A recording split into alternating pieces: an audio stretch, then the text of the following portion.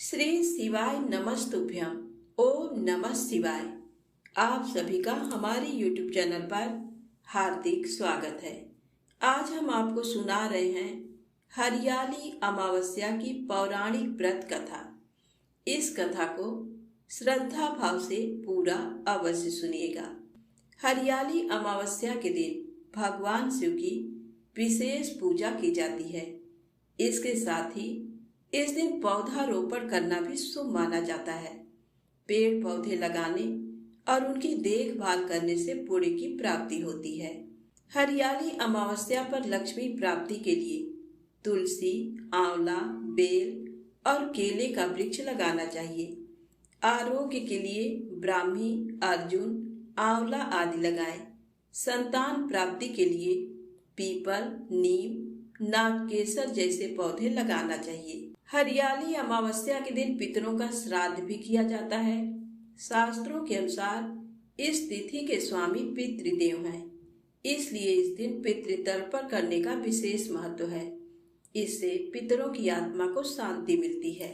माना जाता है कि इस दिन पीपल के मूल भाग में जल दूध चढ़ाने से पितरों की शांति होती है और शाम को सरसों के तेल का दीपक जलाने से शनि देव शांत होते हैं।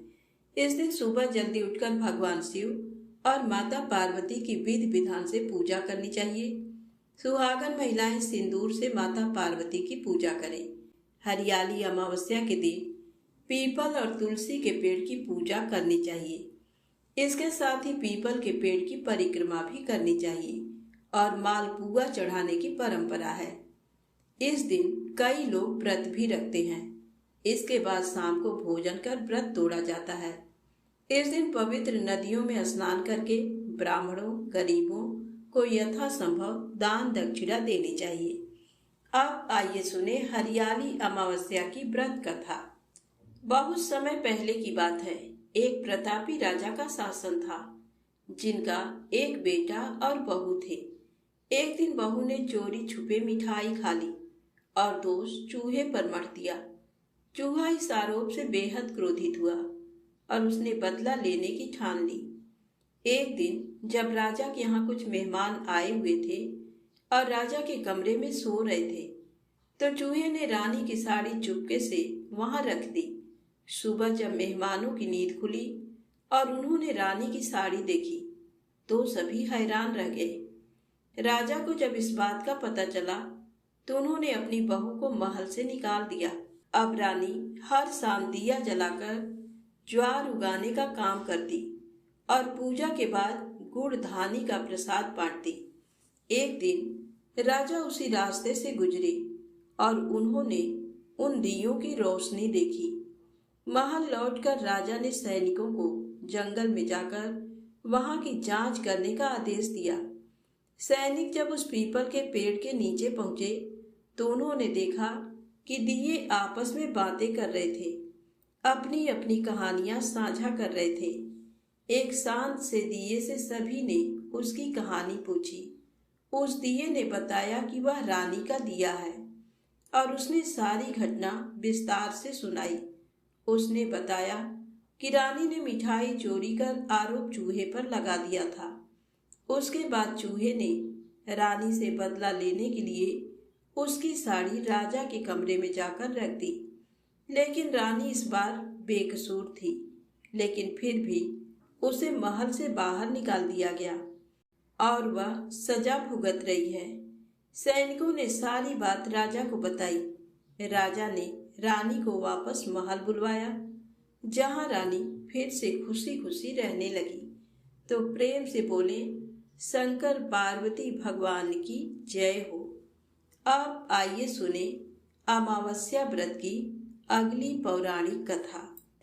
धार्मिक मान्यता है कि अमावस्या के दिन पितर पितृ पर आते हैं। वे इस उम्मीद से धरती पर आते हैं कि उनके वंश से जुड़े लोग उनको जल अर्पित करेंगे, यानी तर्पण करेंगे, उनके लिए दान देंगे, ब्राह्मणों को भोजन कराएंगे, गाय, कौवा, कुत्ता, चिड़िया आदि को भोजन देंगे। इससे पितर खुश होते हैं, तृप्त होते हैं और अपने वंश को सुख समृद्धि का आशीर्वाद देते हैं। पितर दिन में पृथ्वी लोक पर आ जाते हैं, लेकिन जब वे पृथ्वी से लौट रहे होते हैं तो उस समय शाम होती है और चारों ओर अंधेरा छा जाता है। पितरों को पितृलोक वापस लौटने में कोई परेशानी न हो, इस वजह से अमावस्या के अवसर पर उनके लिए दीपक जलाया जाता है। इससे वे खुश होते हैं और वंश के सुखी जीवन के लिए आशीर्वाद देते हैं। अमावस्या के दिन जब सूर्यास्त हो जाए या फिर दिन ढलने के साथ अंधेरा होने लगे तो उस समय पितरों के लिए दीपक जलाना चाहिए। पितरों को दीपक जलाने के लिए आप मिट्टी के दिए का उपयोग कर सकते हैं। उसे साफ पानी से धोकर सुखा लें। दिन ढलने के समय आप पितरों के लिए दीपक जलाएं। उसमें सरसों का तेल और रुई की बाती का उपयोग करें। सरसों के जगह पर तिल के तेल का भी उपयोग कर सकते हैं। दीपक जलाकर उसे अपने मुख्य द्वार के बाहर दक्षिण दिशा में रखें। उसे पितरों को समर्पित करें। दक्षिण को पितरों की दिशा मानते हैं। अमावस्या के दिन पितरों का तर्पण करके दान पुण्य करने का विशेष महत्व होता है। इस दिन पीपल के पेड़ की पूजा और 108 परिक्रमा करनी चाहिए। जब भी परिक्रमा करें तो पीपल वृक्ष में पैसा, फल या मिठाई जरूर चढ़ाएं। इस दिन बच्चों को फल तथा मिठाई बांटने से हमें विशेष फलों की प्राप्ति होती है। अमावस्या के दिन अलग अलग व्रत कथाएं सुनी जाती हैं। इस व्रत को सुहागिन महिलाएं अपने पति व पुत्रों की दीर्घायु के लिए और अखंड सौभाग्य के लिए करती हैं। उन्हें ये व्रत कथा अवश्य सुननी चाहिए, क्योंकि व्रत कथा के बिना हमें हमारे व्रत का पूरा फल नहीं मिलता। एक समय की बात है, एक गांव में एक साहूकार रहता था। उसके 7 बेटे, 7 बहू और एक बेटी थी। बेटी की शादी नहीं हुई थी। साहूकार के घर एक जोगी रोजाना भिक्षा मांगने के लिए आता था। जब साहूकार के घर से कोई अन्य सदस्य उसको भिक्षा देने के लिए जाता था तो वह आशीर्वाद देते हुए भिक्षा लेकर लौट जाता। लेकिन जब साहूकार की बेटी भिक्षा देने के लिए जाती तो वह जोगी भिक्षा तो ले लेता, परंतु वह कहता कि बेटी तू सुहागन तो है, पर तेरे भाग्य में सुहाग नहीं लिखा, तेरे भाग्य में तो दुहाग लिखा है। तो ये बात सुनकर साहूकार की बेटी को बहुत ही दुख होता। वह सारा दिन सोचती रहती।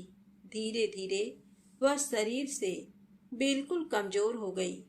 तो एक दिन उसकी माँ ने पूछा कि बेटी, तुम इन दिनों में इतनी कमजोर क्यों दिखाई पड़ती हो? तुझे खाने पीने को अच्छा देती हूँ, तुम्हें कोई परेशानी है तो मुझे बताओ।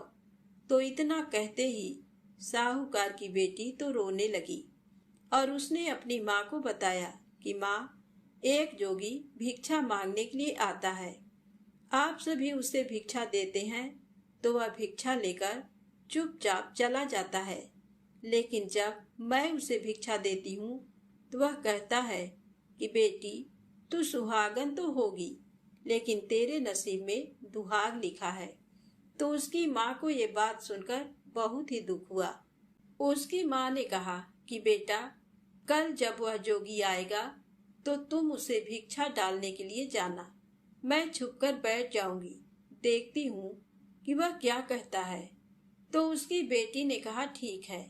अगले दिन जब जोगी भिक्षा लेने के लिए आया तो साहूकार की पत्नी दरवाजे की ओट में खड़ी हो गई। जब साहूकार की बेटी उसे भिक्षा देने लगी तो जोगी ने वही बात फिर से बोला कि बेटी तू सुहागन तो होगी, लेकिन तेरे भाग्य में सुहागन का सुख नहीं लिखा।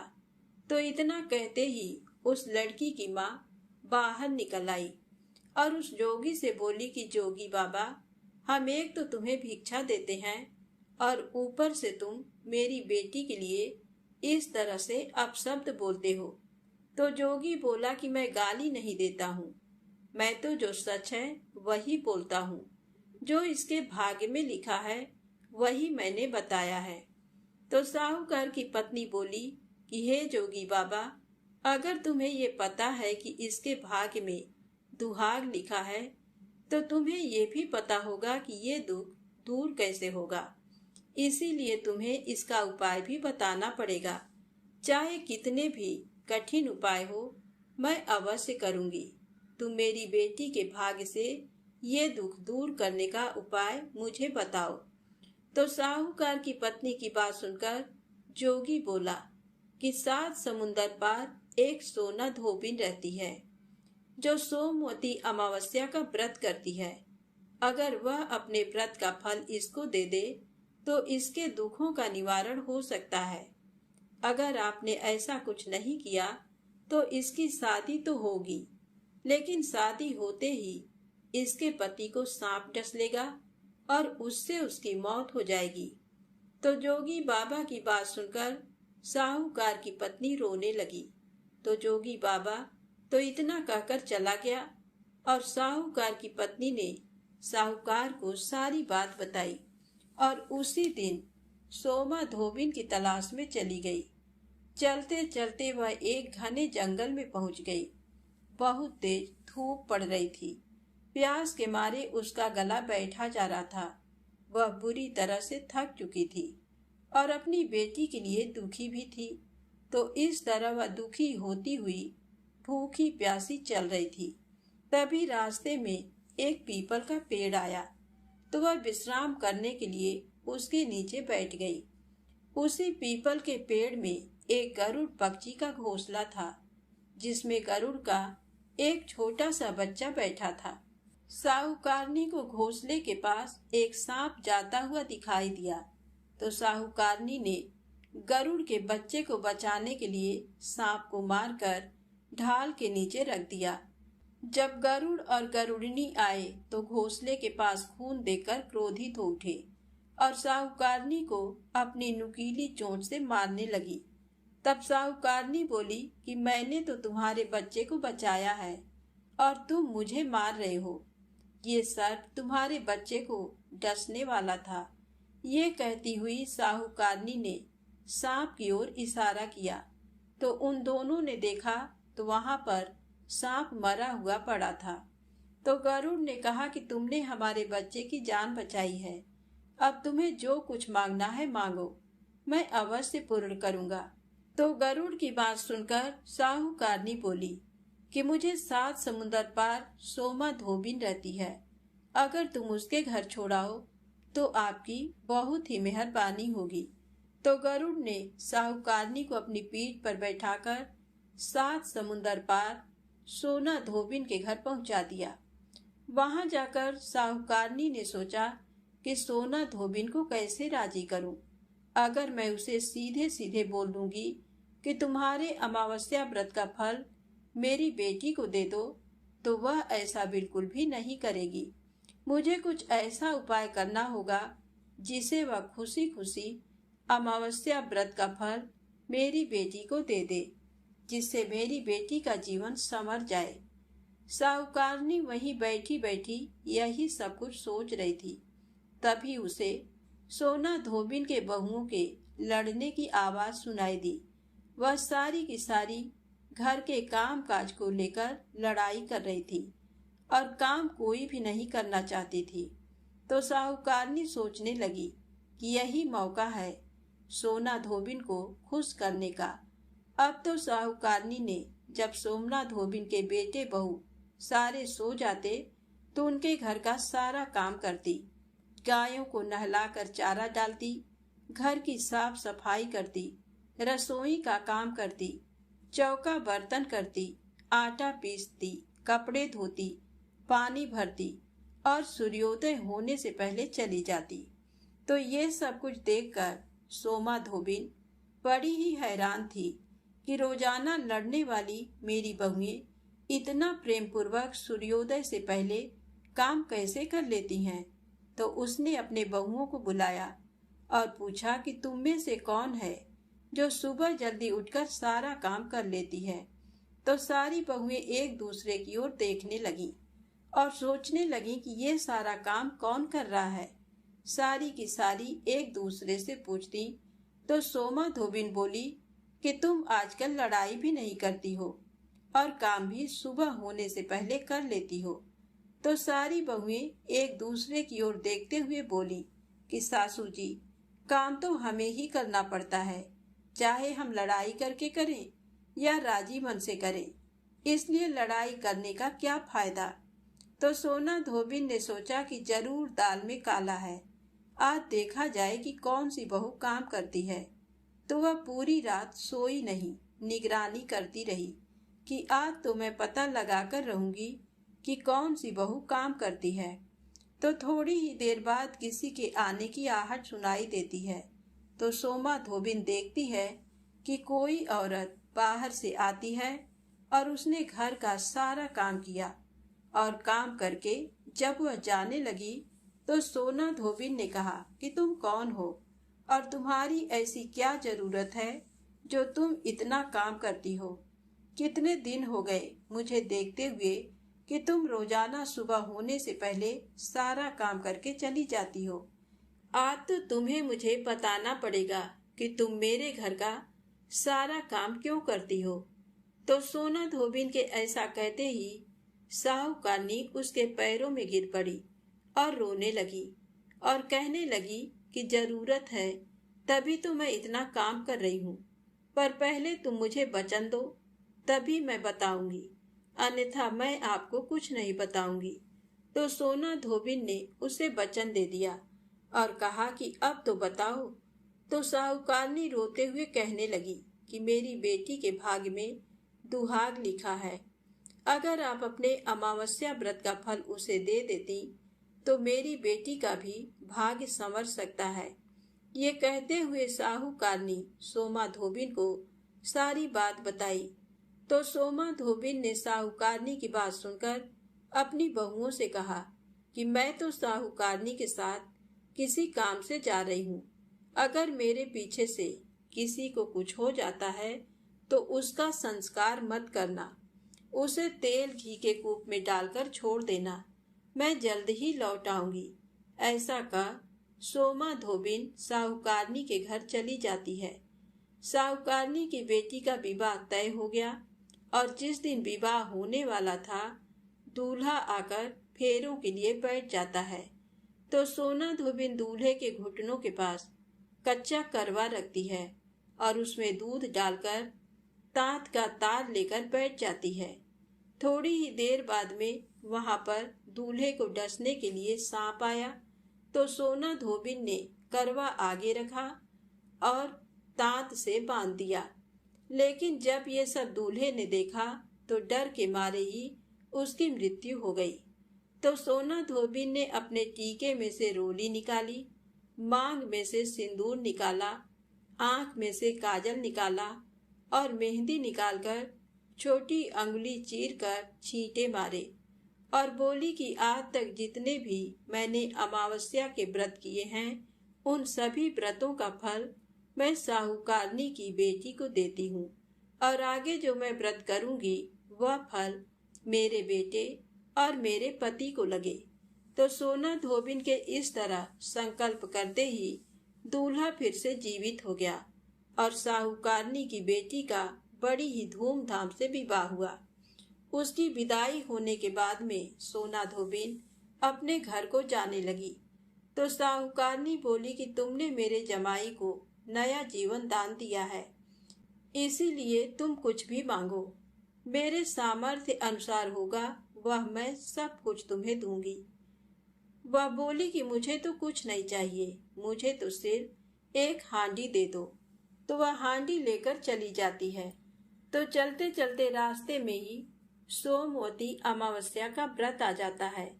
तो वह हांडी का 108 परिक्रमा लगाकर पीपल के पेड़ के नीचे दबाकर घर आ जाती है। घर आकर देखती है कि उसके पति की तो मृत्यु हो गई है और वह तेल और घी के कूप में पड़ा है। तब वह अपने टीके में से रोली निकालती है, मांग में से सिंदूर निकालकर, आंखों में से काजल निकालकर और मेहंदी के साथ चिट अंगुली से छींटे देती है और कहती है कि रास्ते में जो मैंने सोमवती अमावस्या का व्रत किया है उसका फल मेरे पति को लगे। तो उसके इस तरह कहते ही उसका पति उठकर बैठ जाता है। उसी समय उनके घर ज्योतिष आया हुआ था। वह बोला कि जजमान, सोमवती अमावस्या का मेरा क्या है, क्योंकि सोना धोबिन हर अमावस्या को ब्राह्मण को दक्षिणा देती थी, इसीलिए वह भी दक्षिणा मांग रहा था। तो सोना धोबिन कहती है कि अब की बार मेरे अमावस्या का व्रत तो रास्ते में ही आया था, तो मैंने ऐसा कुछ भी नहीं किया। जो कुछ किया था वह सब पीपल के पेड़ के नीचे ही गाड़ दिया। आज मेरे पास देने के लिए दक्षिणा तो नहीं है। तो वह ज्योतिष ब्राह्मण सीधा पीपल के पेड़ के पास जाता है और सोचता है कि देखता हूँ कि इस बार सोना धोबिन यहाँ पर क्या गाड़ कर गई है। तो वह जल्दी जल्दी वहाँ पीपल के पेड़ के नीचे से जगह खोदकर देखता है, तो वहाँ 108 और 13 सोने के चक्कर उसे मिलते हैं। तो ये देखकर उसे बहुत ही हैरानी होती है।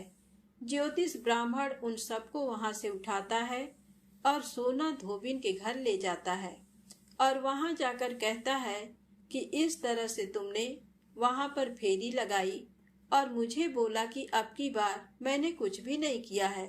तो सोना धोबिन बोली कि वह तो तुम्हारे भाग से हुआ है, मैंने ऐसा कुछ नहीं किया, इसीलिए इन सबको तुम ही ले जाओ। तो सोना धोबिन की बात सुनकर ब्राह्मण कहता है कि मेरा तो इसमें चौथा हिस्सा है, बाकी तो सब तुम्हारा है। आपका मन हो आप उसे दे देना, पर मैं तो चौथा हिस्सा ही लेकर जाऊंगा। तो इस तरह अमावस्या के व्रत का चमत्कार देखकर सारी नगरी में ढिंढोरा पिटवाया कि हर व्यक्ति अमावस्या का व्रत करे। हे अमावस्या माता, जैसा साहूकार की बेटी को सुहाग दिया वैसा सबको देना। सुहागिन स्त्रियों के सुहाग की हमेशा रक्षा करना, अखंड सौभाग्य का आशीर्वाद देना, सुख समृद्धि बनाए रखना। जो भी इस कथा को श्रद्धा भाव से सुने और हुंकारा भरे, उसके जीवन से सारी मुसीबतों को दूर करना। प्रेम से बोलो अमावस्या माता की जय हो। श्री हरि विष्णु भगवान की जय हो। भोले शंकर गौरी माता की जय हो। अब आइए सुने 3 पनौती अमावस्या की पौराणिक व्रत कथा। एक गांव में एक बूढ़ी अम्मा रहती थी। उसके साथ उसकी बहू रहती थी। उस बुढ़िया का बेटा विदेश में कमाई करने के लिए गया हुआ था। सास और बहू बहुत ही अच्छी थी। उस बुढ़िया माई की बहू बहुत ही धार्मिक विचारों वाली, उसकी पूजा पाठ और धर्म कर्म में बहुत ही रुचि थी। एक दिन वह अपने सास से आकर बोली कि माँ जी, मैं आज व्रत रखना चाहती हूँ। तो उसकी सासू ने कहा कि बेटा, आज ऐसी क्या बात है, तुम कौन सा व्रत रखना चाहती हो? तब बहू ने कहा कि सासू माँ, मैं 3 पनौती अमावस्या का व्रत शुरू करना चाहती हूँ। तो उसकी सास बोली कि बहू, ये व्रत क्या होता है और इस व्रत को करने से क्या फल मिलता है, मुझे भी बताओ। तब बहू ने कहा कि सासू माँ, 3 पनौती अमावस्या का व्रत करने से बहुत पुण्य फल मिलता है। घर में अन्न धन बना रहता है, सुख शांति रहती है, अटल सुहाग मिलता है और पुत्र की प्राप्ति होती है। इस व्रत में प्रत्येक वर्ष अलग अलग खाना खाया जाता है। भगवान विष्णु के मंदिर में चढ़ावा चढ़ाया जाता है या फिर किसी ब्राह्मण को दान दिया जाता है। इस व्रत में पहले साल शक्कर, घी और चावल से बना हुआ खाना खाया जाता है। जब पहले साल की 12 अमावस्या का व्रत पूरा हो जाए तो 1.25 किलो चावल, 1 कटोरी घी तथा 1 कटोरी शक्कर किसी ब्राह्मण को दान दिया जाता है। दूसरे साल जौ, घी और शक्कर से बना हुआ खाना खाया जाता है। जब दूसरे साल की 12 अमावस्या पूरी हो जाए तो 1.25 किलो जौ, 1 कटोरी घी और 1 कटोरी शक्कर किसी मंदिर में या फिर किसी ब्राह्मण को दान देना होता है। और तीसरे साल गुड़, तिल और घी से बने हुए व्यंजन खाने चाहिए। और इसी तरह तीसरे साल का दान किया जाता है। इसे 3 पनौती अमावस्या कहा जाता है। लेकिन इसका ये नियम है कि अगर हम एक बार संकल्प ले लेते हैं तो इसे पूरा करना जरूरी होता है। इन व्रतों को बीच में नहीं छोड़ा जाता। तो व्रत का सारा विधान जानकर उसकी सासू ने कहा कि बेटा, मेरी तो उम्र हो गई है, लेकिन तुम इस व्रत को श्रद्धा पूर्वक करो। तो अपने सास की आज्ञा पाकर बहू बड़ी खुशी से अमावस्या का व्रत शुरू कर देती है। उसके तीसरे साल के व्रत पूरे होने वाले होते हैं तो बहू का एक दिन अमावस्या का व्रत था और सास बहू दोनों मंदिर पर गई थी। उस दिन मंदिर पर भोज का आयोजन किया गया था। तो बहू ने किसी के कहने पर वहां पर रोटी खा ली और अपना व्रत भंग कर लिया।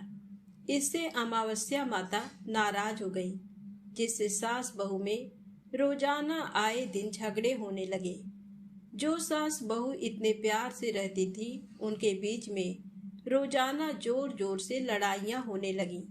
ये सब देखकर गांव वाले भी हैरान हो गए कि ये सब क्या हो गया। एक दिन सास बहू की लड़ाई बढ़ते बढ़ते इतनी बढ़ गई कि मरने मारने की नौबत आ गई। तभी अड़ोस पड़ोस के लोग वहां पर इकट्ठे हो गए और बुढ़िया माई से पूछने लगे कि क्या बात हो गई, तुम दोनों के बीच रोजाना इस तरह से झगड़ा क्यों होता है। तो वह बुढ़िया माई बोली कि ये जब से मेरे घर में बहू बनकर आई है, तब से हमारे घर की तो लक्ष्मी ही चली गई हैं। ये हमारे लिए बिल्कुल भी शुभ नहीं है। लेकिन ये इस बात को मानने के लिए तैयार नहीं है। तो सास की बात सुनकर बहू बोली कि माँ जी, मेरे आने से आपके घर की लक्ष्मी चली गई हैं, तो आप ही बताओ कि आपकी लक्ष्मी कहाँ गई हैं और मुझे कहाँ मिलेंगी। मैं तुम्हारी लक्ष्मी को जरूर लेकर आऊंगी। तो सास ने कहा कि लक्ष्मी जी तुमको समुन्दर के बीच में भगवान विष्णु के पैर दबाते हुए मिलेंगी। तो बहू बोली कि जब तक मैं आपकी लक्ष्मी को लेकर नहीं आऊंगी, तब तक इस घर में पैर भी नहीं रखूंगी। इतना कहकर बहू लक्ष्मी की खोज में घर छोड़कर निकल जाती है और जाने अनजाने रास्तों पर चलती ही जाती है। तो रास्ते में उसे एक गाय मिलती है। वह बहू से पूछती है कि आप कहाँ जा रही हो। तो बहू कहती है कि हे गौ माता, मेरी सासू माँ मुझे कहती हैं कि मेरे आने से उनके घर में अन्न धन की कमी हो गई है और उनके घर के लक्ष्मी चली गई हैं, तो मैं लक्ष्मी को लेने जा रही हूँ। तो गौ माता कहती है कि बेटी, अगर तुम जा रही हो, अगर तुम्हें लक्ष्मी माता और भगवान मिले तो मेरे बारे में भी पूछ लेना। तो बहू बोलती है कि ठीक है गौ माता, बताओ मैं आपके बारे में क्या पूछूं। तो गौ माता कहती हैं कि मेरा जब भी बछड़ा होता है तो वह मर जाता है, जिंदा नहीं रहता। तुम भगवान से पूछना कि मेरे साथ ऐसा क्यों हो रहा है। मैंने ऐसे कौन से कर्म किए हैं जिसकी सजा मुझे इस तरह से मिल रही है। तो गौ माता का सारा दुख जानकर बहू कहती है कि गौ माता, मैं आपके बारे में जरूर पूछूंगी। इतना कहकर बहू आगे बढ़ जाती है। चलते चलते फिर उसे आगे एक घोड़ी मिलती है, जिसके गले में एक घंटी बंधी हुई होती है, जिसके कारण वह बहुत ही दुखी रहती है। तो घोड़ी भी इसी तरह सवाल करती है कि बेटी, तुम कहाँ जा रही हो और किस लिए जा रही हो। तो बहू कहती है कि मैं भगवान को ढूंढने के लिए जा रही हूँ। तो वह घोड़ी कहती है कि बेटी, तू मेरे भी दुख का निवारण जरूर पूछना। तब बहू कहती है कि जरूर पूछूंगी।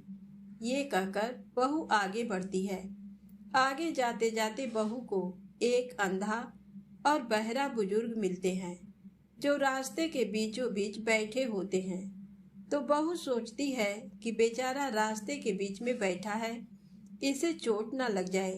तो वह पास जाकर कहती है कि बाबा उठो, सड़क के किनारे पर बैठ जाओ, लो मैं तुम्हारी मदद करती हूँ। तो ऐसा कहकर वह उस बुजुर्ग व्यक्ति का हाथ थामकर उसे सड़क के किनारे एक पेड़ के नीचे बैठा देती है। तो वह बूढ़ा आदमी उसको धन्यवाद देता हुआ कहता है कि बेटी तुम कौन हो और कहाँ से आई हो। तो वह कहती है कि बाबा मैं भगवान विष्णु और माता लक्ष्मी को ढूंढने के लिए जा रही हूँ।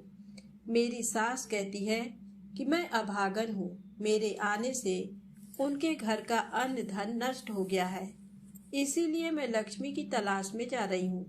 तो वह बूढ़ा बाबा कहता है कि बेटी एक काम करना, अगर तुम्हें भगवान मिले तो मेरे बारे में भी पूछना कि मैंने ऐसे कौन से कर्म किए थे जिसके कारण मैं अंधा हो गया हूँ। तो वह कहती है कि ठीक है बाबा, मैं आपका सवाल भी पूछ लूंगी। जैसे ही वह बूढ़े बाबा से बातचीत करके आगे बढ़ती है तो रास्ते में उसे एक बूढ़ी औरत मिलती है जो हाथ और पैर से अपाहज होती है। वह भी बहू से अपनी समस्या भगवान से पूछने के लिए कहती है।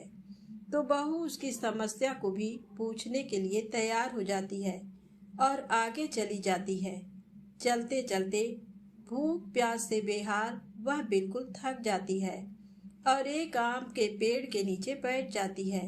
तब आम का पेड़ उसे इतना थका हुआ हैरान परेशान देखकर पूछता है कि बेटी तुम कहाँ से आई हो और कहाँ जा रही हो। तब वह बहू बताती है कि मैं लक्ष्मी को लेने जा रही हूँ। तब वह पेड़ कहता है कि मेरी समस्या भी लक्ष्मी माता से पूछ लेना कि मेरे पेड़ पर आम खट्टे क्यों लगते हैं। तो बहू ने कहा ठीक है। आगे चलते चलते बहू को एक तलाई मिलती है। तो वह भी बहू से कहती है कि बेटा तुम भगवान से पूछना कि मेरी तलाई का पानी इतना मैला क्यों है। मेरी तलाई का पानी कोई भी मनुष्य नहीं पीता। तो बहू कहती है कि जरूर पूछूंगी। इतना कहकर वह आगे बढ़ जाती है। इस तरह बहुत दिनों तक जंगल में चलते चलते वह बहुत थक जाती है। उसे भूख भी लगी होती है, लेकिन खाने के लिए उसे कुछ भी नहीं मिलता। तो वह भूख और प्यास के कारण बेहोश हो जाती है। उसी समय भगवान विष्णु और माता लक्ष्मी वहां पर विचरण करते हुए आते हैं। तब माता लक्ष्मी जी विष्णु जी से कहती हैं कि हे नाथ, ये आपकी बहुत ही बड़ी भक्तन है, आप इसके दुखों का निवारण करो। तब विष्णु भगवान कहते हैं कि इस संसार में बहुत सारे जीव ऐसे हैं जो बहुत ही दुखी हैं। सारे लोग अपने अपने कर्मों का फल भोग रहे हैं, तो मैं किस किस के दुख का निवारण करूं। तो लक्ष्मी माता विनती करने लगती हैं कि ये बहुत ही भूखी प्यासी है और आपकी सच्ची भक्त भी है। अगर आपने इसे ऐसे ही जंगल में छोड़ दिया तो जंगली जानवर इसे अपना शिकार बना लेंगे। माता लक्ष्मी जी की बात सुनकर भगवान विष्णु एक साधु का वेश धारण करके बहू के पास आते हैं और अपने कमंडल में से पानी का छींटा देकर उसे होश में लाते हैं। बहू के होश में आते ही साधु के वेश में भगवान उससे पूछते हैं कि बेटा तुम कहाँ से आई हो और कहाँ जा रही हो। तो वह पूरी बात बताती है। उसकी बात सुनकर भगवान विष्णु और माता लक्ष्मी जी अपने असली रूप में प्रकट हो जाते हैं। उनके साथ में अमावस्या माता भी वहां पर आ जाती हैं। तो बहू उनके चरणों में गिरकर रोने लगती है और कहती है कि मुझसे ऐसी कौन सी गलती हो गई है जिसके कारण मैं इस तरह जंगलों में भटकती फिर रही हूँ। तो अमावस्या माता बहू को कहती हैं कि बेटी तूने मेरे व्रत को खंडित किया है, इसी की सजा तुझे मिली है, लेकिन तुम्हारी सच्ची श्रद्धा देखकर मैं तुम्हें माफ करती हूँ। अब तुम घर जाओ, तुम्हारा घर अन्न धन से संपन्न होगा और तुम्हारी जो झोपड़ी है वह सुंदर महल में बदल जाएगी। तुम्हारी सारी मनोकामना पूर्ण होगी। तुम फिर से 3 पनौती अमावस्या का व्रत श्रद्धा पूर्वक विधि विधान से करके उसका उद्यापन कर देना। इस तरह का आशीर्वाद पाकर बहू बहुत ही खुश हुई और फिर भगवान विष्णु और लक्ष्मी जी से रास्ते में जो जो मिले थे उनके दुखों का कारण पूछने लगी। तो गाय के बारे में पूछा तो भगवान विष्णु ने बताया कि उस गाय ने कभी भी अपने मालिक को दूध नहीं दिया उसका मालिक बहुत ही गरीब था। वह उसके दूध से अपना गुजर बसर करता था, लेकिन उसके इस तरह परेशान करने से उसने उस गाय को छोड़ दिया और उसी की बददुआ उस गाय को लग गई है, जिसके कारण उसके बछड़े जिंदा नहीं रहते। तुम ऐसा करना, उसका दूध निकालकर एक बार तुम पी लेना, जिसके बाद उसके बछड़े जिंदा रहने लगेंगे, और उससे कहना कि अपने मालिक के घर वापस चली जाए। फिर बहू ने घोड़े के बारे में पूछा तो विष्णु भगवान ने बताया कि वह घोड़ी पिछले जन्म में आटा पीसने वाली महिला थी। जब भी वह गांव के घरों का आटा पीसती थी तो उसमें मिलावट कर देती थी और आटा चुरा कर रख लेती थी, इसीलिए उसके गले में चक्की के पाट बंधे हुए हैं। तुम उसके पाट खोल देना, वह बिल्कुल ठीक हो जाएगी। उसके बाद में उस बूढ़े बाबा के बारे में पूछा तो भगवान विष्णु ने बताया कि उस बूढ़े आदमी ने कभी भी मंदिर जाकर भगवान के दर्शन नहीं किए हैं, इसी कारण वह अंधा हो गया है। अगर वह मंदिर जाए और वहां जाकर भगवान के भजन सुने तो उसकी आंखें ठीक हो सकती हैं। फिर जो पैरों से अपाहिज थी उस बुढ़िया के बारे में पूछा तो भगवान ने बताया कि उस बुढ़िया ने अपनी जवानी में कभी भी दान पुण्य नहीं किया था, इसीलिए उसे ये सजा मिली है। तुम उससे दान करवा देना और कहना कि अमावस्या का व्रत रखे, जिसके फलस्वरूप वह बिल्कुल ठीक हो जाएगी। उसके बाद में उस आम के पेड़ के बारे में पूछा तो भगवान ने बताया कि वह आम का पेड़ पिछले जन्म में एक माली था और उससे एक अनाथ बच्चे ने आम मांगा तो उसने आम नहीं दिया, क्योंकि वह बहुत ही कठोर और निर्दयी था। उसी की सजा उसे मिल रही है। वह अपने दूसरे जन्म में आम का वृक्ष बना और उसके आम इतने खट्टे हैं कि उसे कोई भी नहीं खाता। तुम ऐसा करना कि उस पेड़ का एक आम तोड़कर खा लेना, उसके बाद में उसके आम अपने आप मीठे हो जाएंगे। उसके बाद में बहू ने अंतिम सवाल उस तलाई के बारे में पूछा तो भगवान ने बताया कि वह तलाई पिछले जन्म में देवरानी जेठानी थी। वे दोनों हमेशा लड़ती झगड़ती थी, जिससे उसके परिवार वाले बहुत ही दुखी रहते थे। उन दोनों ने हमेशा साथ रहने वाले दोनों भाइयों को अपने माँ बाप से अलग कर दिया और उन दोनों ने स्वर्ग जैसे घर का माहौल बिल्कुल ही खराब कर दिया। उसी की सजा उसे मिल रही है। इसी के कारण उसका पानी मैला है और कोई भी व्यक्ति उस तलाई का पानी नहीं पीता है। तुम ऐसा करना, उस तलाई का पानी एक घूंट पी लेना, उसी समय वह तलाई शुद्ध हो जाएगी। तो इस तरह उन सबके दुखों का निवारण जानकर बहू ने भगवान विष्णु, माता लक्ष्मी जी और अमावस्या माता को प्रणाम किया और अपने घर के लिए चल पड़ी। और रास्ते में जो जो उसे मिला उन सभी को भगवान के द्वारा बताए गए उपाय बताए और उन सब से आशीर्वाद लेते हुए अपने घर पहुंच गई। जैसे ही वह अपने घर पहुंची तो वहां पर जाकर देखती है कि झोपड़ी की जगह बहुत ही सुंदर महल खड़ा था। पूरे घर में अन्न धन भरा था और उसकी सास बड़ी ही बेसब्री से अपनी बहू का इंतजार कर रही थी। जैसे ही बहू ने अपनी सास को देखा तो खुशी के मारे उनसे लिपट गई और कहने लगी कि सासू माँ, आपने सच ही कहा था कि मैं आपके लिए शुभ नहीं हूँ। मेरे आने से आपके घर की लक्ष्मी चली गई और मेरे जाने से आपके घर में लक्ष्मी आ गई हैं। अब मैंने आपके घर की लक्ष्मी ला दी है, अब मैं फिर से जा रही हूँ। तब सासू माँ कहती हैं कि बेटा, तुम ये क्या कह रही हो? तुम्हारी 3 पनौती अमावस्या का फल ही हमें मिला है। तुम यहीं पर रहोगी, मेरे साथ रहोगी, कहीं भी नहीं जाओगी। तो दोनों सास बहू खुशी खुशी रहने लगी और फिर से 3 पनौती अमावस्या का व्रत शुरू करके बहू बड़ी ही श्रद्धा भाव से व्रत रखने लगी। तो अमावस्या माता के आशीर्वाद से उसका पति भी एक दिन विदेश से लौट आया और घर में इतना सारा अन्न धन देकर उसने अपनी माँ से पूछा कि माँ, आपने ऐसा क्या किया जो तुम्हारे पास इतना धन हो गया? मैंने तो सालों तक विदेश में कमाई करने के बाद भी इतना धन नहीं कमा पाया। उसकी माँ बोली कि बेटा, ये तो तुम्हारी बहू की अमावस्या व्रत का फल मिला है हमें। तो वह ये जानकर बहुत ही खुश हुआ। 1 साल बाद उनके घर में सुंदर पुत्र ने जन्म लिया। इस तरह से उस घर के सारे लोग सुखी और संपन्न हो गए। तो प्रेम से बोलो, अमावस्या माता की जय हो, विष्णु भगवान की जय, लक्ष्मी माता की जय। ओम नमः शिवाय।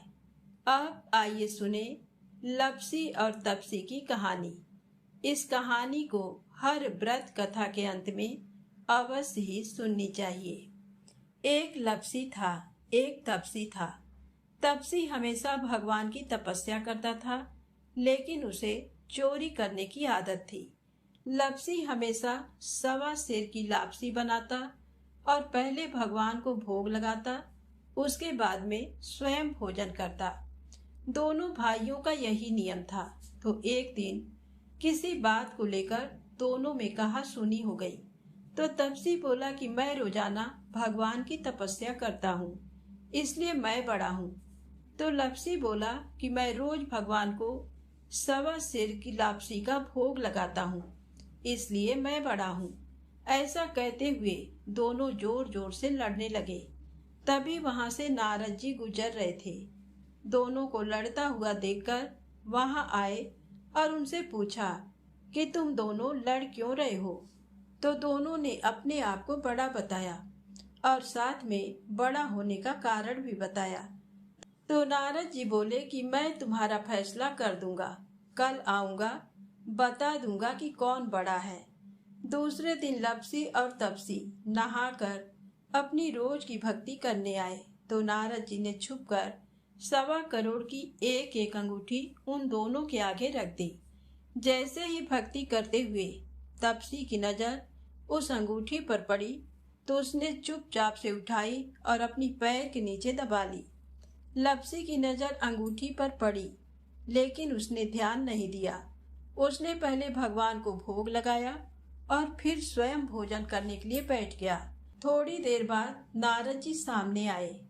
तो दोनों ने पूछा कि अब बताओ, हम में से कौन बड़ा है? तो नारद जी ने तप्सी से खड़ा होने के लिए कहा। तो वह खड़ा हुआ तो उसके पैर के नीचे दबी हुई अंगूठी दिखाई दी। तो नारद जी ने तप्सी से कहा, तपस्या तो तुम करते हो, इतनी तपस्या करने के बाद भी तुम्हारी चोरी करने की आदत नहीं गई। ये अंगूठी मैंने ही तुम दोनों के आगे रखी थी। मैं ये देखना चाहता था कि तुम दोनों में से किसके मन में लालच है। तो तूने तो अंगूठी दिखाई पड़ते ही झट से अपने पैर के नीचे दबा ली। लेकिन लप्सी का ध्यान अंगूठी पर जाने के बाद भी लप्सी ने अंगूठी को नहीं उठाया और ना ही ध्यान किया। उसने सिर्फ अपने भगवान जी में ही ध्यान रखा, उन्हें भोग लगाया और बाद में स्वयं भोजन करने लगा। इसीलिए लप्सी बड़ा है और तुम्हें तुम्हारी तपस्या का कोई भी फल नहीं मिलने वाला है। जितनी चाहे मर्जी तुम तपस्या कर लो, तुम्हें इसका कोई भी फल नहीं मिलेगा। तो तप्सी को यह सुनकर बहुत ही दुख हुआ और वह शर्मिंदा होकर नारद जी से माफी मांगने लगा और कहने लगा कि आज तक की मेरी गलती माफ करो और मुझे बताओ कि मुझे मेरी तपस्या का फल कैसे मिलेगा। आज के बाद कभी भी चोरी नहीं करूंगा। तो नारद जी ने कहा कि यदि कोई गाय और कुत्ते की रोटी नहीं बनाएगा तो उसका फल तुझे मिलेगा। यदि कोई आदमी ब्राह्मण को भोजन करवाकर उसे दक्षिणा नहीं देगा तो उसका फल भी तुझे ही मिलेगा। अगर किसी को सूट, साड़ी, ब्लाउज अगर हम देते हैं, उसके ऊपर भेंट स्वरूप कुछ रुपए नहीं देंगे तो उसका फल भी तुझे ही मिलेगा। अगर कोई व्यक्ति दिए से दिया जलाए तो उसका फल भी तुझे ही मिलेगा। अगर कोई औरत आंगन लीपकर चौका नहीं लीपेगी तो उसका फल भी तुझे ही मिलेगा। यदि कोई व्रत कथा में सारी कहानी सुन ले लेकिन तुम्हारी कहानी ना सुने तो उसका फल भी तुझे ही मिलेगा। उसी दिन से हर व्रत कथा और कहानी के साथ लपसी तपसी की कहानी कही और सुनी जाती है, और कथा सुनने के बाद में कहना चाहिए कि लपसी का फल लपसी को मिले, तपसी का फल तपसी को मिले, और हमारी कहानी का और हमारे व्रत का फल हमें मिले। तो प्रेम से बोले लक्ष्मी नारायण भगवान की जय हो। यदि आपको ये कथाएं अच्छी लगी हो तो कृपया लाइक अवश्य करें, चैनल को सब्सक्राइब करें, शेयर करें। जय माता दी, जय भोलेनाथ।